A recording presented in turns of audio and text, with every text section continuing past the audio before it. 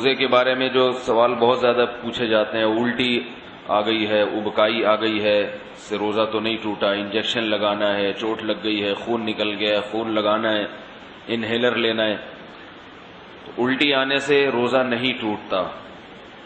الٹی آنے سے روزہ اس وقت ٹوٹے گا جب دو شرطیں پائی جائیں گی۔ ایک یہ کہ الٹی منہ بھر کر ہو بہت زیادہ، اور منہ بھر کر الٹی ہوئی اور آپ نے اس کو نگل لیا، تو نگلنے سے روزہ ٹوٹ جائے گا۔ دوسری شرط یہ ہے کہ الٹی منہ بھر کر ہو، خود سے نہ ہو بلکہ آپ نے جان بوجھ کر کی ہو، منہ بھر کر اچھی طرح سے ہو۔ منہ بھرنے کا مطلب یہ ہوتا ہے کہ اتنی زیادہ ہو کہ آپ اگر روکنا چاہیں تو وہ روک نہ سکیں، اس کو منہ بھر کے کہتے ہیں۔ ورنہ اب منہ ہر ایک کا جو ہے کیونکہ وہمی لوگ جو ہے نا، پھر وہ وہمی لوگ جو ہے نا وہ تنگ کرتے ہیں۔ وہمی کہتے ہیں اب مجھے پتہ ہی نہیں چل رہا کہ میرا منہ بھر کے ہوا ہے یا منہ تھوڑا ہوا ہے، تو بھائی اب منہ تو آپ کا اپنا ہے، میں تھوڑی پتہ لگا سکتا ہوں کہ آپ کا منہ بھرا ہے کہ نہیں بھرا۔ اس کا ایک فقہا نے ضابطہ بیان کیا ہے کہ اتنا کہ منہ میں روکنا اس کو ممکن نہ ہو۔ تو چھوٹی موٹی ابکائیاں آتی ہیں، چھوٹی موٹی الٹیاں آتی ہیں، یہ اگر نگل بھی لیں تو بھی روزہ نہیں ٹوٹتا۔ ابکائی آئی اور آپ واپس لے گئے تو نہیں ٹوٹتا۔ تو منہ بھر کر ہو اور آپ اس کو نگل لیں، یا نگلیں تو نہیں لیکن وہ منہ بھر کے خود سے نہیں ہوئی بلکہ آپ نے حلق میں انگلی ڈال کے قے کی ہے۔ تو عام طور پر ایسا کوئی کرتا نہیں ہے روزے میں، اس لیے اس کو اتنا بیان کرنے کی ضرورت بھی پیش نہیں آتی۔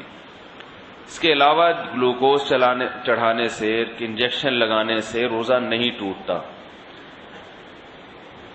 روزہ ٹوٹتا ہے کھانے پینے کے، ناک کے راستے یا منہ کے راستے کوئی چیز پیٹ کے اندر جائے، یا مقعد کے راستے کوئی چیز پیٹ کے اندر جائے۔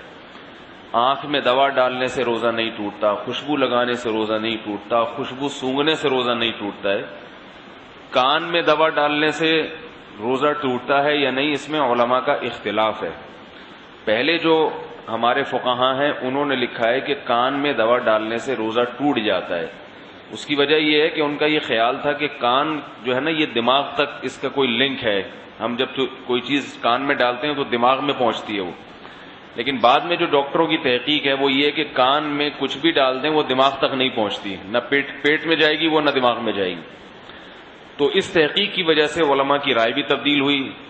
تو ابھی ہمارے اکابر کا جو فتویٰ ہے، یعنی سارے ہی ہمارے اکابر ہیں جو اس پہ خلاف ہیں، وہ بھی ہمارے ہی ہیں، لیکن مطلب یہ کہ جو میرے اساتذہ ہیں ان کا جو فتویٰ ہے اس بارے میں وہ یہ ہے کہ روزہ نہیں ٹوٹتا کان میں دوا ڈالنے سے۔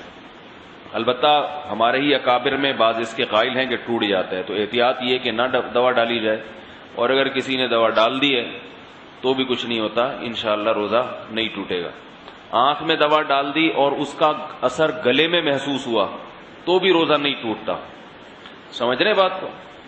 تو سر میں تیل لگانے سے روزہ نہیں ٹوٹتا، احتلام ہو جانے سے، نائٹ فال ہو جانے سے روزہ نہیں ٹوٹتا۔ زوجہ کے قریب کوئی شادی شدہ آدمی گیا اور ڈسچارج ہو گیا تو روزہ ٹوٹے گا، ڈسچارج نہیں ہوا تو اس سے بھی روزہ نہیں ٹوٹتا۔